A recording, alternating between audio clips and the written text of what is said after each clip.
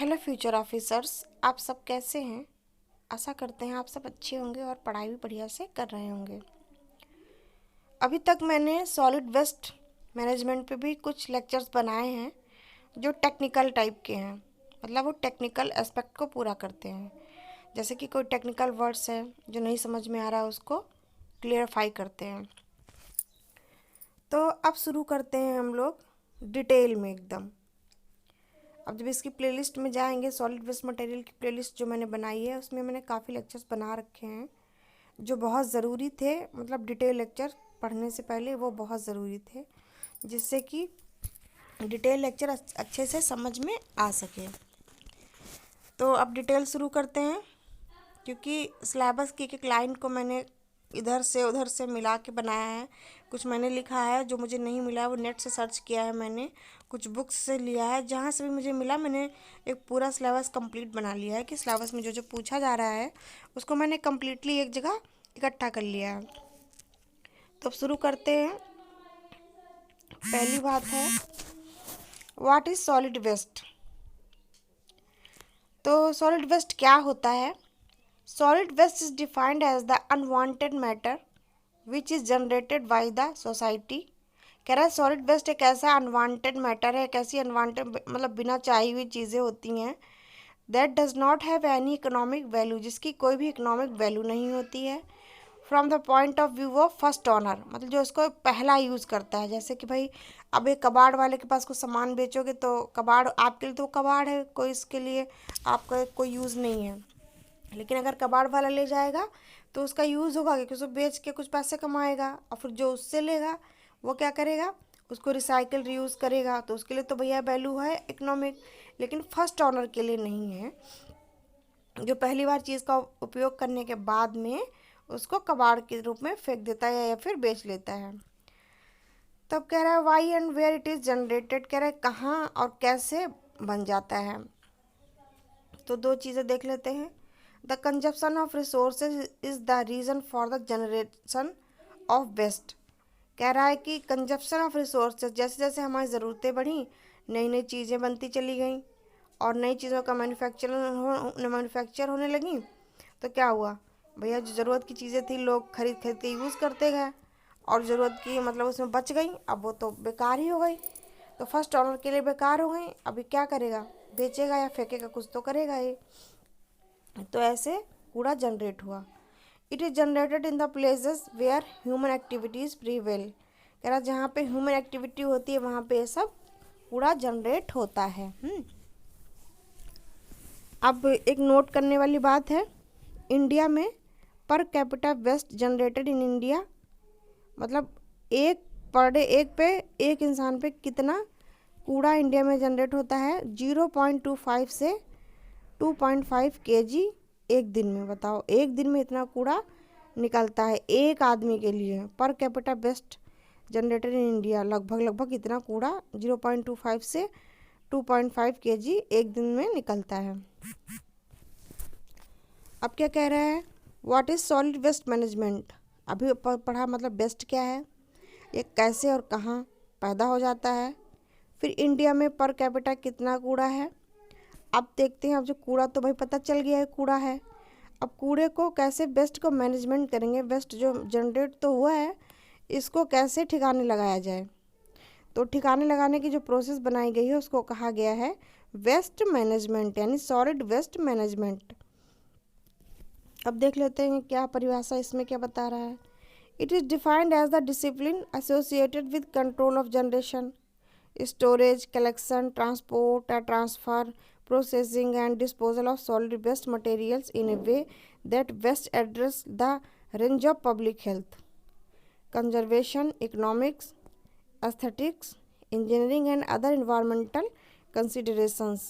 कह रहा है इसका जो सॉलिड वेस्ट मैनेजमेंट है इसका क्या मतलब, इसका मतलब है कि हम लोग जो कूड़ा निकलता है उसको इस तरीके से स्टोर करें, कलेक्ट करें, ट्रांसपोर्ट करें या ट्रांसफ़र करें, जो भी प्रोसेस कूड़े को ख़त्म करने के लिए अपनाएं वो कैसी होनी चाहिए, पब्लिक हेल्थ को ध्यान में रखते हुए और होना चाहिए, और इकोनॉमिक्स भी ध्यान में रखने वाला, पैसे का भी थोड़ा कम लागत है, और इंजीनियरिंग मतलब उसमें दिमाग लगा के और जो इन्वायरमेंट को समझते हुए यानी वातावरण को भी नुकसान ना पहुंचाए, ऐसी कोई प्रोसेस करना कूड़े को ख़त्म करने के लिए कही जाती है solid waste management.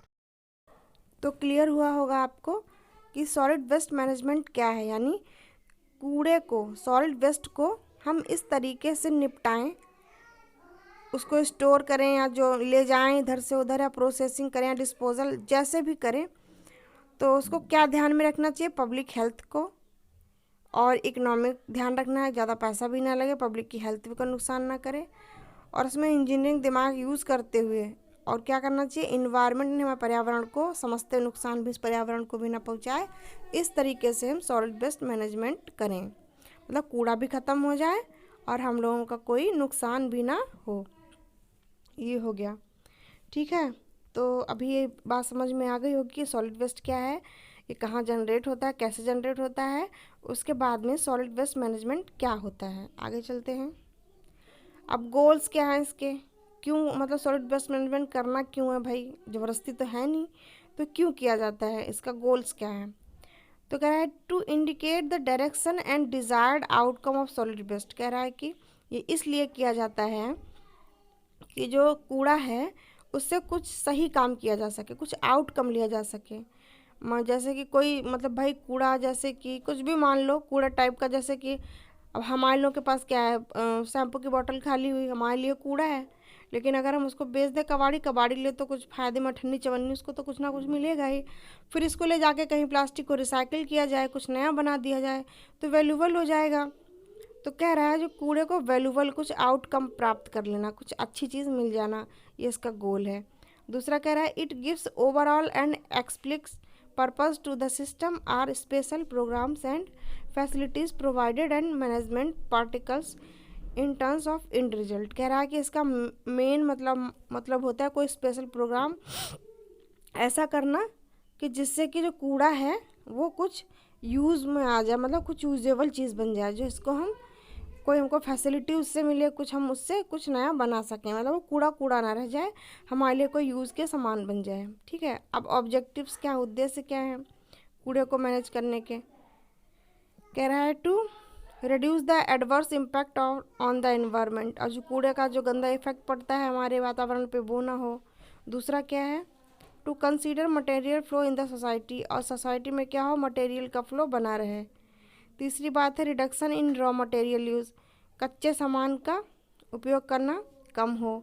Reduction in solid waste quality, और सॉलिड वेस्ट की क्वालिटी भी कम हो जाए। फिर क्या है, रीयूज़ ऑफ मटेरियल, किसी भी सामान का दोबारा उपयोग हो जाए, इसका ये सॉलिड वेस्ट मैनेजमेंट का मतलब मेन फंडा है।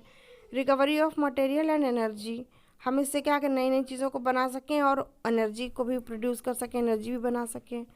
फिर क्या कह रहा है, day to day solid waste management, और डेली डेली हम क्या करें, कूड़े को प्रबंधन करना सीख जाएं। तो ये देखिए क्या कह रहा है, पहले वेस्ट को क्या करते हैं हम लोग, जलाते हैं,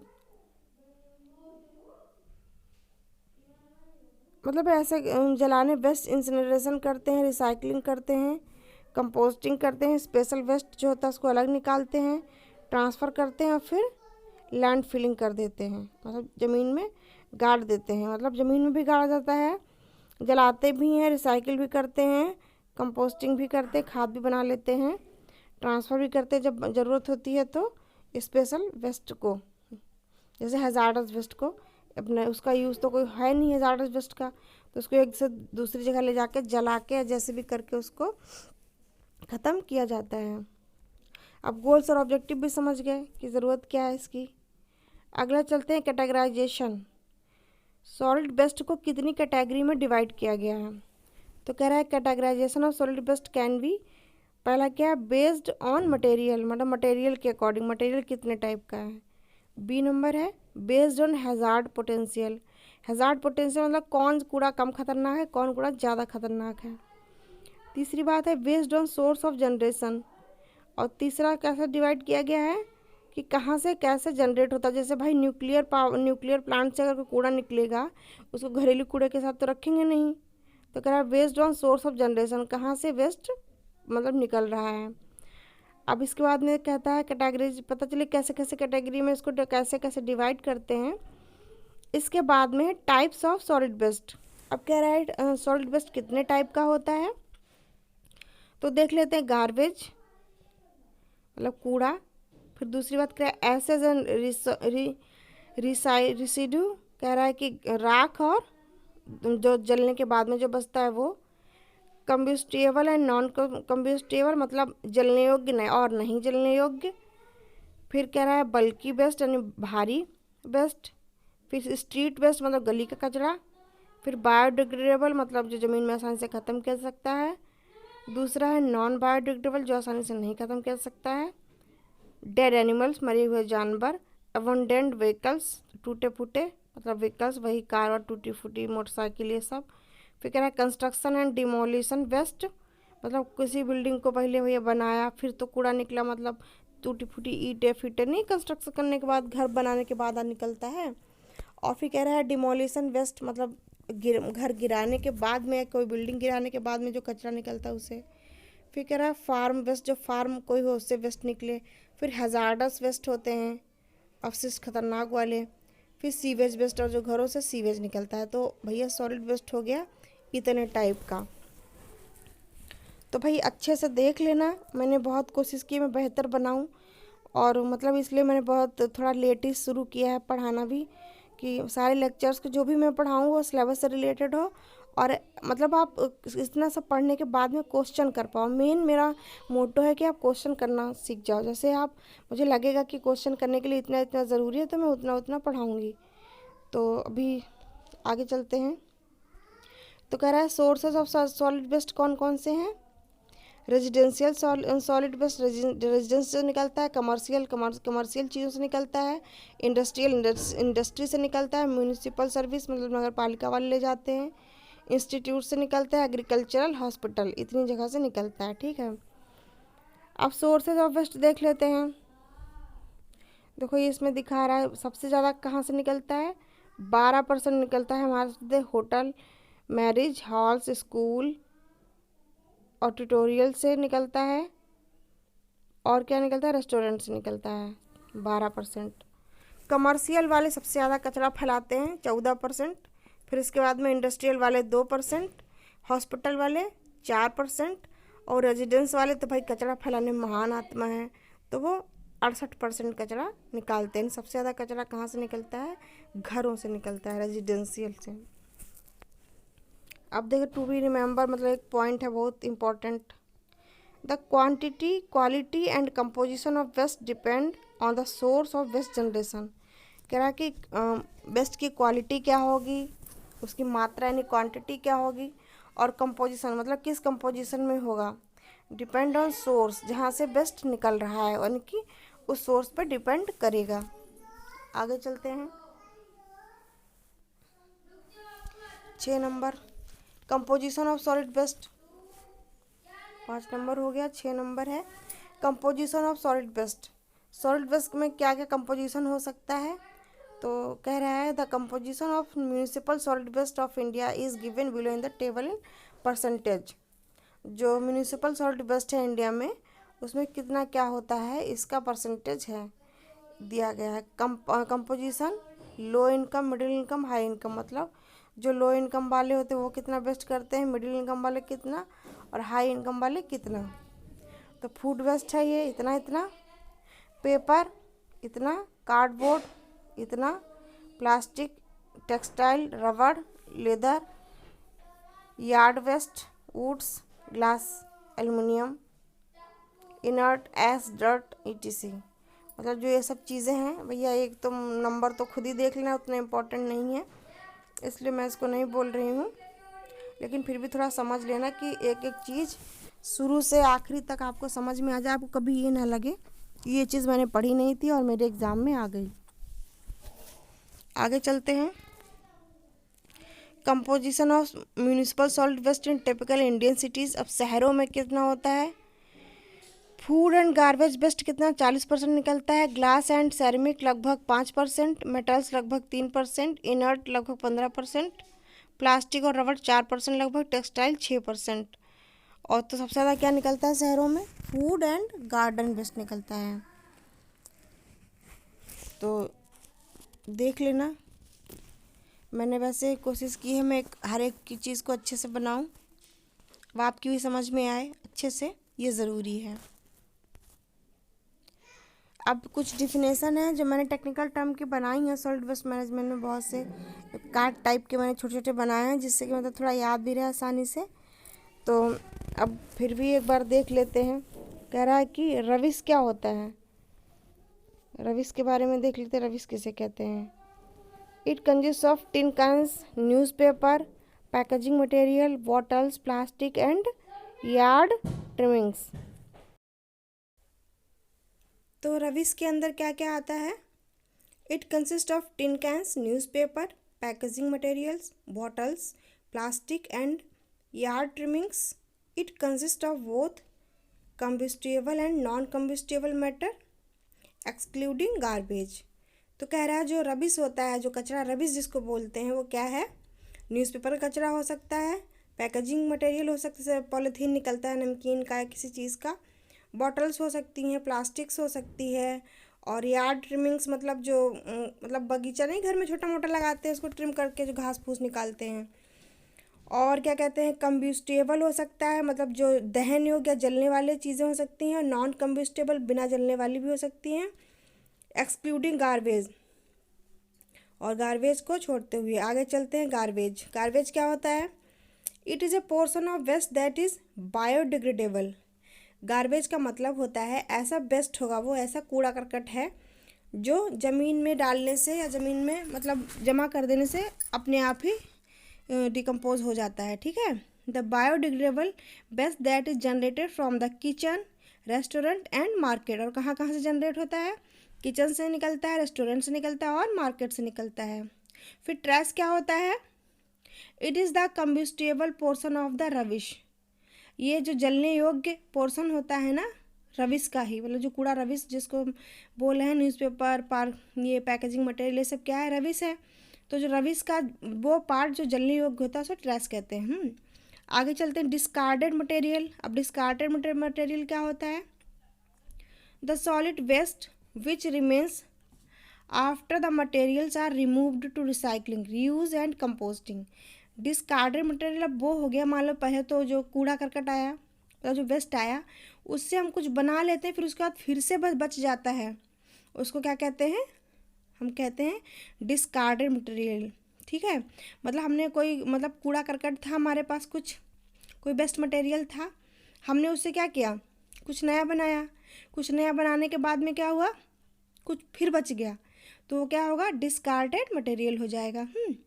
आगे चलते हैं। रीयूज़। रीयूज़ क्या होता है?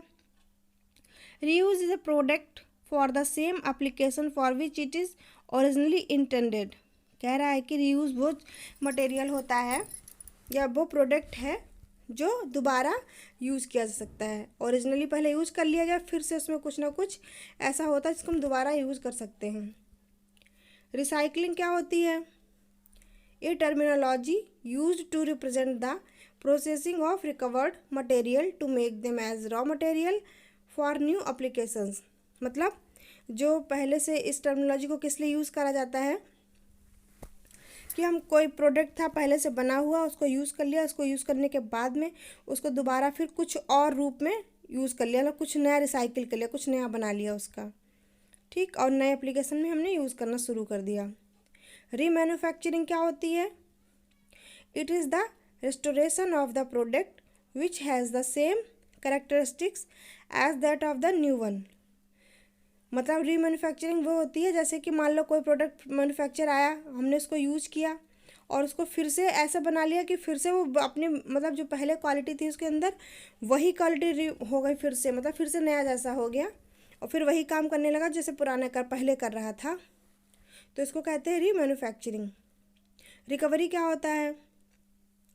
segregation and using the product for other purpose for reusing, recycling and manufacturing is called recovery of materials। The recovered materials will have some economic values। कह रहा है कि जो हम लोग प्रोडक्ट यूज़ करेंगे उसको दोबारा से फिर वैसे बनाना, रिसाइकिल करके रीमैन्युफैक्चरिंग करके, तो इसको क्या कहेंगे, रिकवरी मटेरियल कहेंगे या तो रिकवरी कहेंगे। रिफ्यूज़ क्या होता है, it is the solid waste reject coming out of human practices. अब रिफ्यूज़ वो होता है जो मतलब सब इंसान मतलब हम लोगों ने यूज़ कर लिया, उसके बाद जो ऐसा बस इसका कोई काम ही नहीं है तो उसको रिफ्यूज़ कहते हैं। लिटर क्या होता है, the collection of street sweepings at one point is called as litre.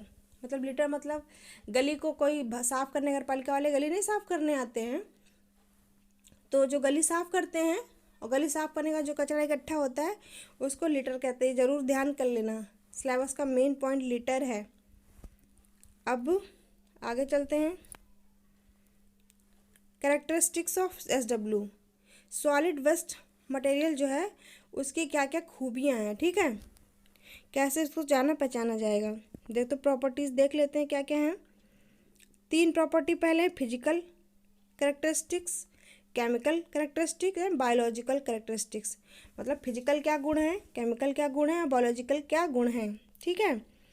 तो फिजिकल में क्या क्या आता है ये देख लेते हैं।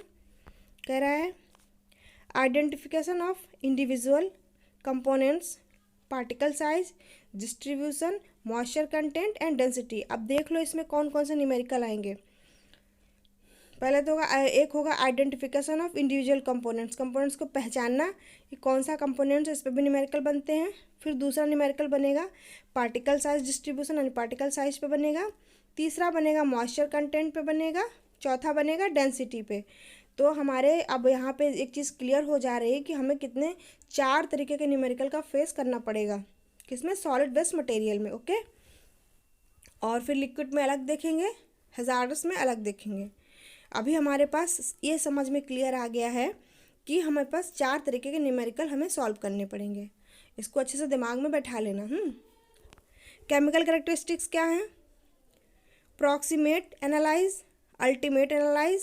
प्रॉक्सिमेट मतलब लगभग, अल्टीमेट मतलब कंप्लीट।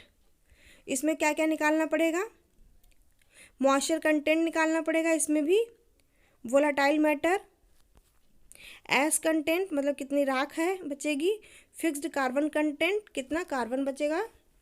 अल्टीमेट एनालाइज में क्या है, परसेंटेज ऑफ कार्बन कितना है, हाइड्रोजन कितना है, नाइट्रोजन कितना है, ऑक्सीजन कितना है, सल्फर और एस राख कितनी है, ठीक है।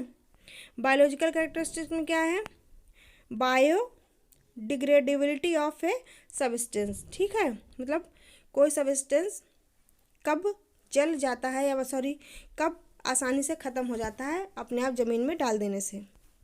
ये हो गई कैरेक्टरिस्टिक्स ऑफ SW, मतलब सॉलिड वेस्ट मटेरियल की कैरेक्टरिस्टिक्स हो गई।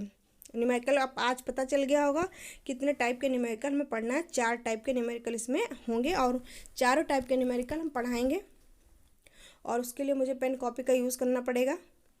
तो वो वीडियो सेपरेट बनाएंगे, पेन कॉपी के साथ में लगा लगा के सारा दिखाएंगे और कैसे कैसे करना है आप सीख जाओगे फिर आराम से। तो अब देखते हैं मॉइस्चर कंटेंट कैसे निकाला जाएगा। देखो भाई ये न्यूमेरिकल के फार्मूले थोड़े शुरू हो रहे हैं, अभी मुझे पढ़ाना पड़ेगा पेन कॉपी लेके, तो मैं उसके अकॉर्डिंग शुरू करूँगी पेन कॉपी पे, क्योंकि ऐसे नहीं हो पाएगा। तो थ्योरी का लेक्चर तो ऐसे समझाने से भी हो जाएगा, लेकिन अब जो न्यूमेरिकल आएंगे उनके लिए मुझे पेन कॉपी का यूज़ करना पड़ेगा।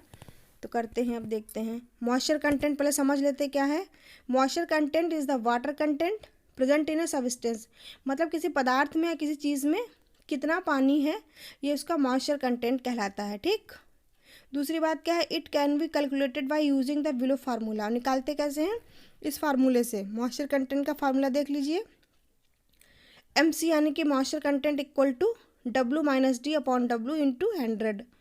मतलब W क्या है, वेट गीला वजन कितना होगा उसका बेस्ट मटेरियल का, उसके बाद में D इक्वल टू क्या है, सूखने के बाद कितना वेट होगा, ये हो गया, ठीक है। तो अब हम गीले बेड से सूखे बेड को घटा देंगे और नीचे क्या है, परसेंटेज वैल्यू निकालनी है भाई, मॉइस्चर कंटेंट परसेंटेज में होता है। तो परसेंटेज कैसे निकालते हैं, जैसे नहीं था क्रय मूल्य पे ही निकालते हैं, वैसे ही ये भी मतलब वेट पे ही निकलेगा। तब इसको देखेंगे, अभी इसको समझ लेना मॉइस्चर कंटेंट कैसे निकाला जाता है। W - D upon D into 100। W क्या है हमारा वेट, वेट यानी गीला वजन हो जाएगा। और डी क्या हमारा हो जाएगा, वेट आफ्टर ड्राइंग, सूखने के बाद वेट हो जाएगा। आगे चलते हैं। अब देख लेते हैं typical moisture content of MSW। अब देखो इसमें दिखा रहा है किसमें किसमें कितना कितना मॉइस्चर कंटेंट होता है। फूड वेस्ट में कितना है, पेपर में कितना है, कार्डबोर्ड में कितना है, ये सब आप देख लेना एक बार अच्छे से। और परसेंटेज भी दिखा रहा है, रेंज दिखा रहा है कितने इतने से इतना होता है। फूड वेस्ट में 50 से 80 होता है और परसेंटेज कितनी होती है, 70। पेपर में 4 से 10 होता है, परसेंटेज कितनी है, 6। कार्डबोर्ड में 4 से 8, परसेंटेज कितनी है, 5। प्लास्टिक में 1 से 4, परसेंटेज 2। टेक्सटाइल में 6 से 15, परसेंटेज 10। रबर में 1 से 4, परसेंटेज 2। गार्डन ट्रिमिंग में 30 से 80, परसेंटेज 60। वुड लकड़ी में 15 से 40 रेंज होती है, मतलब 15 से 40 के बीच में रहेगा बेट। और क्या होगा, इसका परसेंटेज कितना होगा, 20%। टिन कैंस जो होती है उसमें 2 से 4 के बीच में रहेगा, परसेंटेज कितनी होगी, 3। लेदर में कितना रहेगा, 8 से 12 रहेगा और परसेंटेज कितनी होगी, 10। ग्लास में कितना रहेगा, 1 से 4 और इसकी परसेंटेज कितनी है, 2। नॉन फेरस मेटल्स में 2 से 4 के बीच में रहेगा और परसेंटेज कितनी रहेगी, 2। डर्ट, एसेस, ब्रिक्स मतलब कि धूल, राख और ईंट, इसमें कितना रहेगा, 6 से 12, परसेंटेज कितनी रहेगी, 8। ठीक है, तो इसमें मतलब इस अब जो रेंज दी है ना, इससे इसके बीच में इसमें वेट होता है, मतलब पानी होता है। ठीक है, आगे चलते हैं। अब डेंसिटी कैसे निकालेंगे भैया, ये भी हमारे न्यूमेरिकल में आने वाला है। Density of SW। ठीक, the density of the solid waste plays an important role in the solid waste management. Density बहुत ही इंपॉर्टेंट रोल प्ले करती है सॉलिड वेस्ट मैनेजमेंट में। It is influenced by the geographical location. और ये किससे प्रभावित होती है, जियोग्राफी, भौगोलिक लोकेशन क्या है, सीजन कौन सा चल रहा है ईयर का, लेंथ मतलब लंबाई कितनी, एंड टाइम ऑफ स्टोरेज और कितने दिन से स्टोर किया गया है कूड़े को। ठीक है, अब कूड़े के बारे में बात हो रही है, किसी और के बारे में मत समझ लेना कि कोई और मटेरियल के बारे में कहीं। डेंसिटी हम कूड़े की बता रहे हैं यहाँ पे। सॉलिड वेस्ट मटेरियल जो है उसका कितना घनत्व होता है, कितने दिन तक उसको रखने से क्या फ़र्क पड़ता है। The general formula for density is, एक नॉर्मल फार्मूला है, साइंस के स्टूडेंट तो जरूर पढ़ा होगा। डेंसिटी रो इक्वल टू क्या होता है, मास अपॉन वॉल्यूम। ठीक है, rho equal to M upon V। Mass M is measured in kilogram, जो मास द्रव्यमान होता है वो किस में नापते हैं, किलोग्राम में। वॉल्यूम मतलब आयतन, किस में नापते हैं, क्यूबिक मीटर में।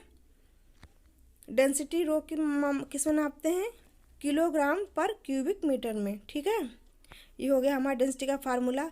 भाई थोड़ा थोड़ा दिमाग चलाते चलना, क्योंकि अब न्यूमेरिकल जब करवाएंगे तो फिर प्रॉब्लम होगी अगर अच्छे से नहीं पता होगा ये सब। अब देखो इसमें भी वही दिया है कंपोनेंट्स, और इसमें डेंसिटी कितनी होती है, परसेंटेज दिया है, टिपिकल कितनी होती है, सॉरी परसेंटेज नहीं टिपिकल होती है, और रेंज दी गई है। फूड वेस्ट में कितनी है, 120 से 480 के बीच में।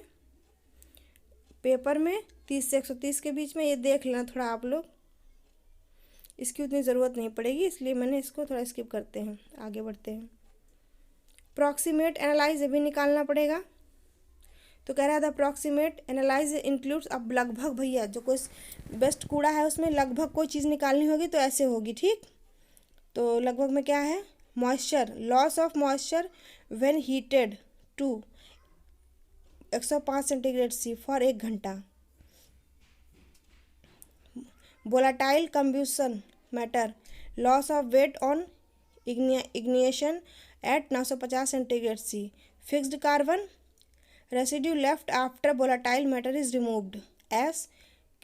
राख का कह रहा है weight of residue after combustion in an open crucible. ठीक है, तो ये थोड़ा 2-3 बार पढ़ना तभी समझ में आएगा लगभग कैसे निकालते हैं चीज़ों को, ये थोड़ा सा याद करने वाला है। मॉइस्चर कैसे मतलब कंपोनेंट में मॉइस्चर कितना है, 20%, वैल्यू परसेंट टाइपिकल, परसेंट में वोलाटाइल मैटर में 53%, fixed carbon 7%, glass metal S 20%। ये भाई थोड़ा याद कर लेना। आगे बढ़ते हैं। अल्टीमेट एनालाइज, अब अल्टीमेट एनालाइज कैसे निकालते हैं, it involves the determination of percent of CHNOS and S कह रहा है कार्बन, हाइड्रोजन, ऑक्सीजन, नाइट्रोजन और सल्फर के और मतलब जो राख होती है उसका कितना परसेंट होता है, ये अल्टीमेट एनालाइज से निकालते हैं। It is use to define proper mix of waste material to achieve suitable carbon और नाइट्रोजन का ratio for biological conservation process. It also includes the determination of the presence of halogens किस मात्रा में है, ठीक है। तो जो अल्टीमेट एनालाइज किस लिए किया जाता है, इसके लिए ऑब्जेक्टिव क्वेश्चन भी पूछ सकता है कि अल्टीमेट एनालाइज, 4 ऑप्शन दे देगा, पूछेगा कि अल्टीमेट एनालाइज किस किस के लिए किया जाता है, क्यों किया जाता है। तो आप लोग ये जब जान रहे होंगे तभी बता पाएंगे। इसलिए मैंने जैसे जैसे मैं मेहनत करी हूँ ना, सिलेबस को एक एक कलेक्ट करके एक एक पॉइंट करवा रही हूँ ना, थोड़ा प्लीज़ आप लोग भी कर लीजिएगा तो ज़रूर एग्ज़ाम क्लियर हो जाएगा। आगे बढ़ते हैं। Energy content of SW, energy content कितना होता है इसमें ये दिया गया है। फूड वेस्ट में कितना है, पेपर में कितना है, कार्डबोर्ड में, प्लास्टिक में, टेक्सटाइल में, रबर में, लेदर में, गार्डन ट्रिमिंग में, वुड में, मिसलिनियस ऑर्गेनिक्स में, ग्लास में, टिन कैंस में, फेरस मेटल में, डर्ट एस ब्रिक्स में, MSW। ठीक, ये थोड़ा देख लेना, वैसे ये आएगा नहीं उतना तो इसलिए मैं इसको थोड़ा स्किप कर रही हूँ। अब 17 नंबर का है, ये देख लेते हैं। If the energy values are not available, कह रहे हैं अगर एनर्जी वैल्यू पता नहीं है तब क्या करेंगे। The approximate value of energy content of MSW can be estimated using the modified Dulong equations. अब भैया ये इक्वेशन दी है, अगर हमें एनर्जी वैल्यू नहीं पता है, नहीं निकाल पा रहे हैं, मतलब पता ही नहीं दिया नहीं गया है, तो इसकी लगभग वैल्यू किससे निकालेंगे, ये जो फार्मूला दिया डोलांग इक्वेशन इससे निकालेंगे। तो क्या कह रहा है, energy in kilo and KG equal to 337 centigrade C plus 142 1428 bracket बंद H minus O upon 8 bracket बंद प्लस 9H। ठीक, कह रहा है C is the percentage of carbon, C percent carbon का दिया गया है। H is the percentage of hydrogen का, H हाइड्रोजन का परसेंट दिया है। O is the percentage of oxygen का दिया गया है। S is the percent of sulphur. इतना परसेंट पता होगा तो आप निकाल लोगे आसानी से, बस ये दिया रहता है क्वेश्चन में। आगे चलते हैं। 18 नंबर पे क्या है, common illness associated with MSW। कह रहा है कि इसकी वजह से सॉलिड वेस्ट मटेरियल की वजह से क्या क्या बीमारियां हो सकती हैं। तो देखते हैं भैया, ये भी पूछ लेगा ना कि भाई ऑप्शन में दे देगा कि निम्नलिखित में से कौन सी बीमारी होती है किससे इसे मतलब इस MSW से। ठीक है, देखते हैं। Tinea, versicolor, diarrhoea, jaundice, tinea cruris, cholera, skin diseases, malaria, chicken pox, dysentery and typhoid are few common health hazard for humans. ये दो कॉमन हेल्थ हो गई, बीमारियां होती हैं। The batteries and automobile product passes HGCD, NI, AR, ZN, BA, etc. which are highly toxic,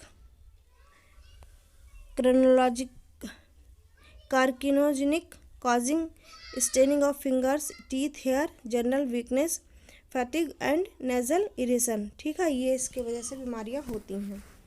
तो भैया इतनी बीमारियां भी होती हैं इसकी वजह से, तो इनको भी दिमाग में रखना है। अभी भैया जो जो हम लेक्चर पढ़ा रहे हैं बहुत मोस्ट इम्पॉर्टेंट है, और इसमें कुछ भी ऐसा नहीं है जो आपके सिलेबस से आउटर हो, आप इसको स्किप कर सकें। बहुत खोजबीन के बड़ी मेहनत से मैं इसको बनाई हूँ, इसलिए आप उतनी मेहनत से ही अगर पढ़ लोगे ना तो पक्का ये मान लीजिए आपको कहीं कुछ ढूंढने की ज़रूरत ही नहीं है। मैंने 3 महीने का टारगेट बनाया है ना, मैं 3 महीने में सारा सिलेबस बढ़िया से A to Z ख़त्म कर दूँगी, पेपर 1 और पेपर 2 दोनों का। अभी पेपर 1 भी स्टार्ट करेंगे, अभी तो पेपर 2 हो रहा है, पेपर 1 भी करेंगे। थोड़ा सा ये ज़्यादा खिंच जाए तब पेपर 1 करें। 19 क्या है, लीगल रिक्वायरमेंट। अब भैया अभी तक तो MSW हम लोगों ने पढ़ लिया, क्यों, कैसे, कहाँ। ठीक, अब इसके बाद में इसमें कुछ लीगल फॉर्मेलिटीज़ भी होती हैं जो गवर्नमेंट बताती है, जैसे कि कौन कौन से लीगल रिक्वायरमेंट्स है। पहले लॉ ऑफ टॉर्ट्स बने, फिर क्या इंडियन पैनल कोड बना, फिर कोड ऑफ सिविल प्रोसीजर बना, फिर कॉन्स्टिट्यूशन ऑफ इंडिया में बताया गया कॉन्स्टिट्यूशन में कि हम इस कचरे को कैसे निपटान कर सकते हैं। फिर ऐसे ही करते हुए कोड ऑफ क्रिमिनल प्रोसीजर बना, water prevention and control of pollution act बना 1972, एयर एक्ट बना 1981, environmental protection act 1986, CRZ notification 1991, hazardous waste management and handling rule बना, फिर बायोमेडिकल वेस्ट हैंडलिंग रूल, फिर रिसाइकिल्ड प्लास्टिक हैंडलिंग रूल, फिर municipal solid waste management and handling rule 2000, फिर 2016 में बना। तो सबसे इम्पोर्टेंट 2016 वाला है। इसके बाद भी हालांकि कुछ सुधार होते रहे हैं, लेकिन अधिकतर 2016 को ही फॉलो किया जाता है, तो हमें एग्ज़ाम में भी 2016 वाला ही आएगा। तो देख लीजिए सॉलिड वेस्ट मटेरियल में कैसे कैसे हम लोग को लॉ के बारे में जो जो है नियम कानून भाई पढ़ने हैं। आगे चलते हैं। Functional element of SWM। अब फंक्शनल एलिमेंट क्या है सॉलिड वेस्ट मटेरियल के, देख लेते हैं। पहला है सॉलिड वेस्ट जनरेशन, मतलब कहाँ कहाँ से जनरेट हुआ, उसको सब इकट्ठा किया, स्टोरेज किया, स्टोरेज के बाद में कलेक्शन हुआ, कलेक्शन कैसे कैसे हुआ, ट्रांसफ़र या फिर ट्रांसपोर्टेशन से लाया गया, फिर ये क्या हुआ, कलेक्शन को रिकवरी प्रोसेसिंग में डाला गया, फिर डिस्पोजल कर दिया गया। ठीक है ना। तो इसमें जनरेशन में क्या क्या है, स्टोरेज करना, कलेक्शन करना, कलेक्शन को जो मतलब दूसरी जगह ले जाना, दूसरी जगह ले गया ट्रांसफ़र करके, और जो वही रिकवरी हो सकता था वहाँ किया, फिर डिस्पोजल कर दिया दोनों जगह से लाके। ठीक है ना। तो आज का ये सॉलिड वेस्ट मटेरियल का लेक्चर था। कमेंट करके ज़रूर बताइएगा कुछ समझ में आया है कि नहीं। तो फिर अब इसके बाद में अभी अगला लेक्चर कल शुरू करेंगे। अभी तो क्वेश्चन आंसर और बनाएंगे, क्योंकि प्रैक्टिस भी मोस्ट इम्पॉर्टेंट है। और आप लोग देखते रहिएगा, देखते हैं क्या होता है। और एक मूवी नहीं आई थी, शानदार ज़बरदस्त जिंदाबाद, उसी की लाइन पे चलना है। शानदार ज़बरदस्त जिंदाबाद। आगे बढ़ते हैं एग्ज़ाम के लिए। 3 महीना देते हैं खुद को, देखते हैं कितना हम लोग एग्ज़ाम में कर पाते हैं, पर देखना नहीं, पास होके आना इस बार, क्योंकि इस बार बहुत मेहनत लग रही है हमारी भी और आपकी भी लगनी चाहिए। और पूरे हफ्ते अच्छे से पढ़ाई करिएगा। जो जो मैं लेक्चर दे रही हूँ, जो जो क्वेश्चन आंसर दे रही हूँ, अगले संडे को इसका टेस्ट होगा। पूरे हफ्ते जो भी हम लोग पढ़ेंगे, संडे संडे उसका टेस्ट भी रहेगा, जिससे कि पूरे हफ्ते का रिवीजन भी होता रहे। कोई प्रॉब्लम है आप कमेंट करके बता सकते हो, कोई चीज़ समझ में नहीं आए उसके लिए कमेंट कर सकते हो।